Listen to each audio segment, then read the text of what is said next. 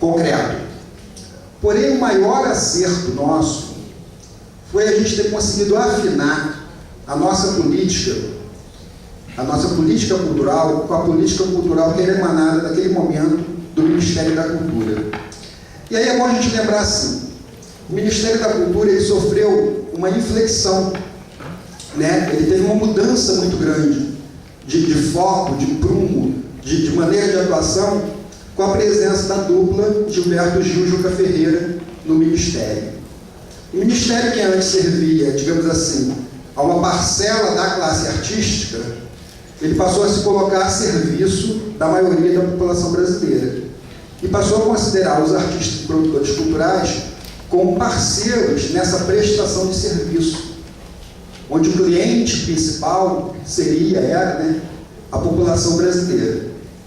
E eu me lembro muito bem que o Gil falava muito de se fazer um doinho cultural no país. Né? Doinho, eu acho que todo mundo sabe o que é, né? Aquela terapia lá de origem oriental que entende que o nosso corpo, na verdade, é um corpo energético, né? Possui uma circulação de energia e que, eventualmente, por uma série de problemas, você tem pontos que ficam mais carregados de energias e, consequentemente, outros pontos descarregados. Eu acho essa imagem do Gil ótima, porque me parece muito o que acontece com a cultura no Brasil, como Augusto falava por mim mesmo. Augusto é muito, né, contundente nessa questão, em que alguns têm tudo, ou seja, a energia está concentrada, é o caso da cidade do Rio de Janeiro, principalmente no eixo centro-zona sul, está tudo concentrado ali, investimento para a cultura federal, investimento estadual, investimento municipal, investimento de setores particulares, de grandes estatais, enfim, tudo concentrado ali, né? Quase que não cabe, né, aquele troço ali e tal. É um ponto entumecido, digamos assim. E você tem um ponto como a Baixada Fluminense, onde você não tem praticamente investimento nenhum, investimento nível zero do ponto de vista estadual e federal.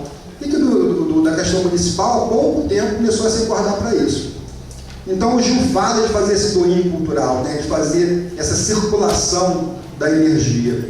E foram feitos vários encontros, que eram chamados na época de Encontro Cultura para Todos, que a gente até depois corrigiu o ministro, né? Falou, ministro, não pode ser Encontro Cultura para Todos, que não é levar a cultura para alguém que não tenha, não é fazer caravana cultural, né? Então deveria ser Encontro Cultura de Todos, e ele aceitou a reprimenda.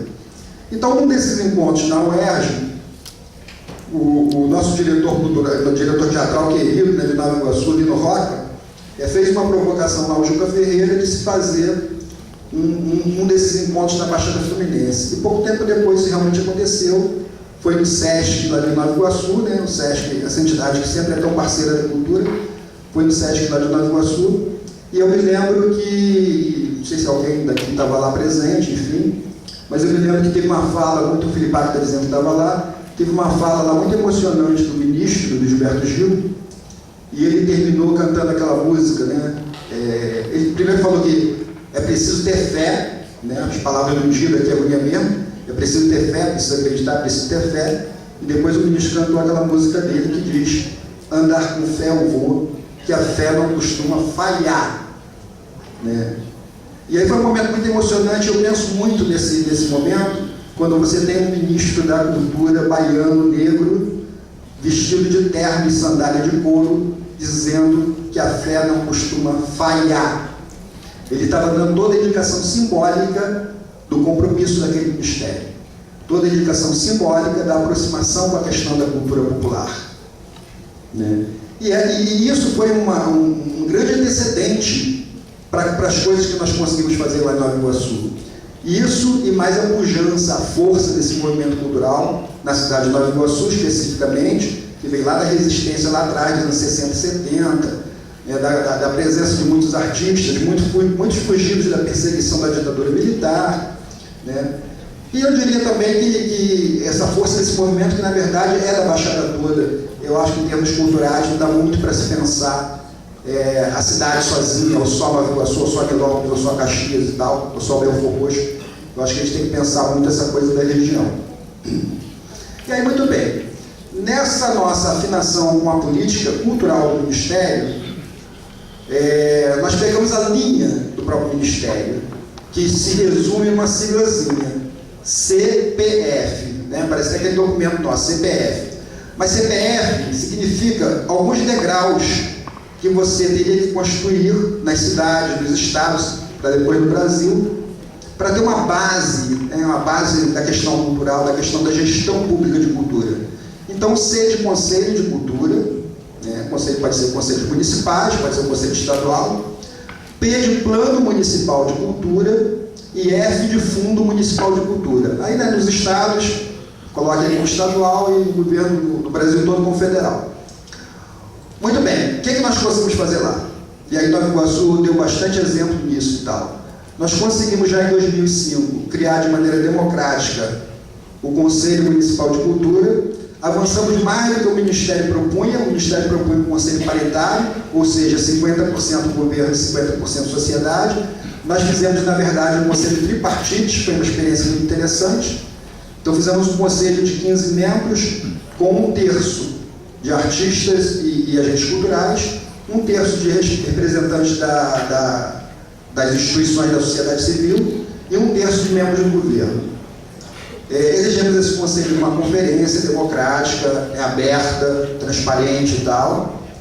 E o conselho, logo, né, que foi instalado, começou a lutar, começou a sua luta para criar um fundo municipal de cultura. Isso demorou um pouco, tem questões técnicas no meio, tem questões políticas, tem questões financeiras e tal, mas se conseguiu isso.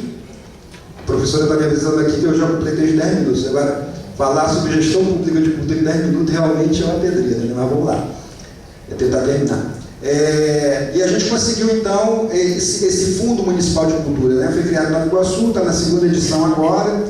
Na primeira foram 300 mil reais colocados no fundo, que é muito pouco. Na segunda já melhorou um pouquinho, 400 mil ainda é pouco, né? Mas está caminhando, tem uma linha lá caminhando e tal.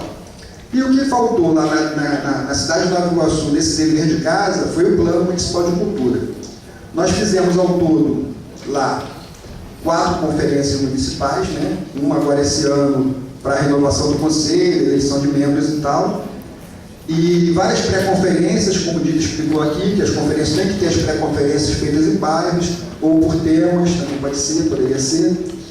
E com isso a gente tem um grande acúmulo de diagnósticos da cidade e de propostas. Isso poderia ser organizado e rearrumado para chegar a um rascunho do Plano Municipal de Cultura. O plano, gente, ele não é só um documento escrito, tá? É importante perceber isso. O plano é um compromisso para 10 anos, então ele tem que ser um compromisso mesmo. Ou seja, ele tem que ser discutido com vários setores da sociedade, não só com artistas. É importante dizer isso. Aliás, cultura é uma coisa que não tem a ver só com artista. Tem muito diretamente com o artista, porque ele lida mais diretamente com essa questão simbólica e mais profissionalmente, digamos assim. Mas a cultura é mais ampla, acho que todo mundo sabe disso, e na verdade a cultura tem a ver com todo mundo. Talvez o grande dilema nosso seja esse hoje, né? Conseguir convencer as pessoas que de fato a questão cultural diz respeito às suas vidas completamente, individualmente, dentro dos seus bairros, dos seus locais de trabalho, das suas casas, enfim. E o plano, ele é essa coisa, ele tem que ser negociado, né? Tem que ser negociado com os vereadores, com os políticos, tem que ser negociado com os grupos, tem que ser negociado com o sistema educacional, por exemplo, que é sempre difícil, né? Eu costumo dizer que toda vez que essa coisa rebelde, que é a cultura, se aproxima dessa coisa conservadora, que é o sistema educacional, sempre dá problema, né? Sempre há uma rejeição. Vamos lembrar aí do período lá dos CIEPs, né, dos brisolões, quando a gente participou da animação cultural, e eu me lembro de uma professora ter chegado para mim e ter dito assim: mas é um absurdo, vocês estão ganhando a mesma coisa que nós, né? Então você vê a desvalorização que tem e a rejeição que tem, que o sistema tenta até expulsar mesmo, expurgar, o que no caso da animação acabou acontecendo no período seguinte, depois voltou atrás, e aí aquela história que eles sabem. Enfim, eu acho assim, esse CPF é um negocinho para vocês guardarem. Conselho, plano, fundo. Foi colocado lá atrás pelo Gilberto Gil e pelo Juca Ferreira, que já não estão mais no Ministério, mas continua muito válido hoje. A cidade conseguir construir isso, ela tem uma base para avançar mais. Tem mais coisa? Mas muito mais coisa, gente. Mas muitos caminhos e tal. Assim, muito rapidamente para terminar, alguns passos. Necessidade de um senso cultural Como é que você vai mexer em alguma coisa que você nem conhece, você nem sabe o que é? Então há necessidade de senso cultural. Ampliação dos espaços, construção de espaços, como Augusto falava aqui agora mesmo. Maior troca e integração entre as cidades. Baixada Fluminense é um exemplo disso. Tivéssemos nós um programa de circulação de bens culturais na Baixada Fluminense, só aí nós já acolheríamos a maior parte dos grupos que estão produzindo aqui, mesmo que não tivéssemos muita ajuda de fora. Então, assim, para ficar nisso, né, tem muita coisa à frente, mas conselho, plano e fundo é uma basezinha, que eu diria assim, bastante boa. O tempo está acabando de esgotar, né? Seu tempo já esgotou muito tempo, mas olha só, tem um truque. Obrigado, gente.